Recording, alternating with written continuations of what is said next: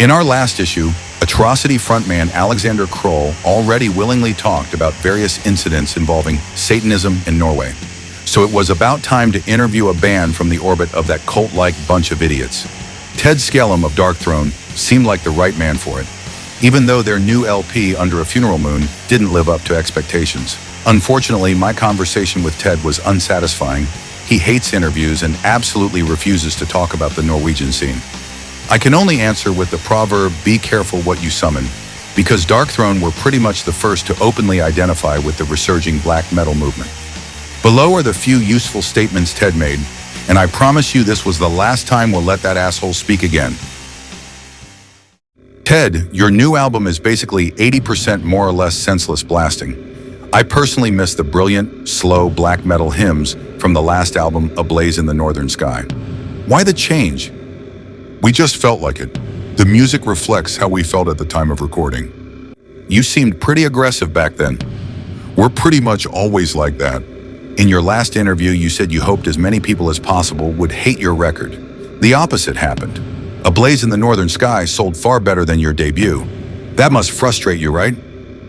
That's true. That's why it'll be 2 years before our next album, and after that we'll split up. I'll only make music for myself then. I'll record demos that exist in only one copy that I'll listen to at home, nobody else. The point is, we just sell too many records. I hate it when people who buy Obituary or Morbid Angel albums also pick up ours. What do you have against bands like Obituary? I don't know. Those bands all seem to know and like each other. They have fun when they tour together. That's disgusting. I'd rather live alone in the mountains of Norway. I don't need many friends, and I couldn't care less about meeting other bands. People say you're closely connected to the Norwegian Satanist scene. What's going on with that? No comment. You must have an opinion about the incidents. I don't care what other people do or think. I think it's okay when churches are burned because it scares so-called Christians. There aren't really any true Christians left anyway, only people who think they are. I also think it's fine if people get killed. There are too many people on this planet anyway. So I generally welcome, for example, the war in the former Yugoslavia. And I think what the Satanist scene in Norway does is right, even though I don't take part in their actions myself. I prefer to live quietly in my 200-people village. So, you think it's okay if harmless bands like Paradise Lost, who just want to play their music, get attacked by Satanists for whatever reason? I don't care about other bands. Euronymous from Mayhem claims you betrayed black metal, that you no longer fully follow the satanic doctrine and have switched sides. Nonsense. We never belonged to any particular camp.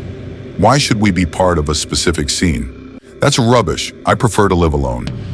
Don't you also think this whole satanic stuff is structurally kind of fascist? Doesn't interest me. Can we change the subject? Your questions bore me. Perfect, because I can't stand your pointless brain-dead babbling either. Bye-bye. Yeah, piss off. Gladly, and I promise you'll never hear from me again. I might swing by to surgically implant a healthy donor brain into you by force, so no more people have to endure your idiotic statements. On a serious note, though, I don't think Darkthrone are trying to cultivate any particular image. They really do seem to be completely off their rocker. For that reason, their records should probably be boycotted, no matter how brilliant the music may be. Compared to mentally disabled little shits like Euronymous from Mayhem, the Darkthrone guys actually seem dangerous, because they clearly have far more influence on the thinking of a lot of fans than Ted was willing to admit. That has to be stopped.